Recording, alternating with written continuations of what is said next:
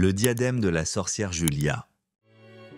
Un dimanche après-midi ensoleillé, Julia décide de partir se promener avec son petit chien blanc et frisé, Nookie. Elle porte son bonnet rose préféré et son sac à dos d'exploratrice. En courant à travers les hautes herbes, Nookie disparaît derrière un rideau de feuillage épais. Julia soulève les branches et découvre une petite cascade cachée. Derrière, une grotte sombre s'ouvre comme une bouche mystérieuse. Elle hésite, mais Nookie aboie de l'intérieur. Courageuse, elle entre.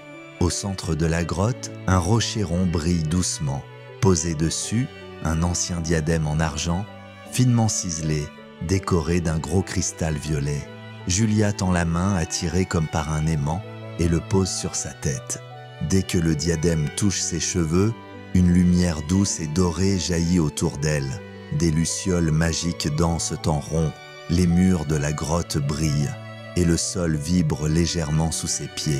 Julia entend « Tu m'as enfin trouvé, maîtresse !» Elle sursaute. C'est Nookie qui parle. Il a la voix d'un petit garçon curieux. Il se gratte l'oreille. « Oula, ça fait bizarre !» En sortant, Julia remarque que les arbres semblent lui faire de petits signes avec leurs branches.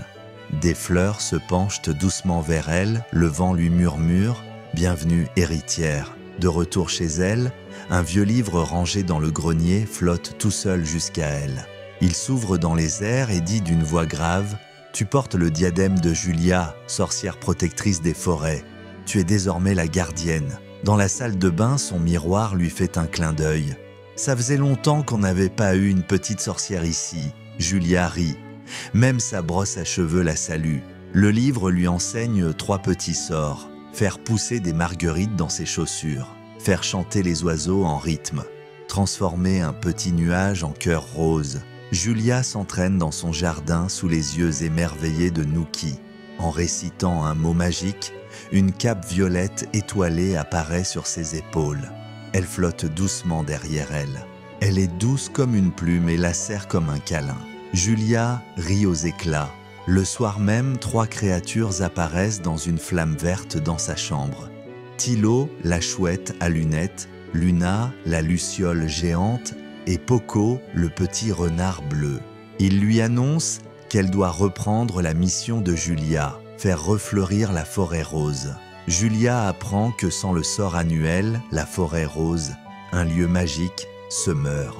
Elle devra suivre le chemin secret et y lancer un grand sort de renouveau. Julia accepte le cœur battant. La cape dévoile une carte vivante sur sa doublure intérieure, des étoiles brillent et tracent le chemin. Il faudra franchir plusieurs zones rigolotes mais piégeuses. Premier obstacle, un nuage magique qui pleut des gouttes de rire. Chaque goutte chatouille et fait éclater Julia et Nookie de rire. Ils tombent au sol pris d'un fou rire magique. Devant elle, des pierres vivantes bloquent le sentier. Elles lui demandent une devinette. Plus je sèche, plus je mouille. Qui suis-je? Julia sourit. Une serviette? Les pierres se séparent joyeusement. Un vieil arbre fronce ses feuilles. Je n'aime pas la magie, moi. Julia s'excuse poliment, puis lui récite une blague de Nookie. L'arbre éclate de rire et se pousse lentement. D'accord, passe. La forêt rose est grise et fanée. Les fleurs sont fermées comme endormies. Les lucioles ne brillent plus. Julia serre le diadème. Elle sait ce qu'elle doit faire. Julia lève les bras. Le diadème s'illumine. Une lumière rose et verte ondule depuis ses pieds, comme une vague.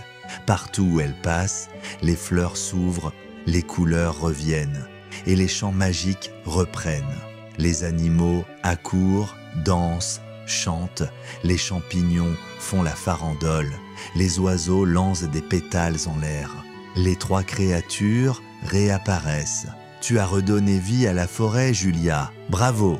Julia rentre chez elle au crépuscule. Elle range le diadème dans une boîte magique sur son étagère.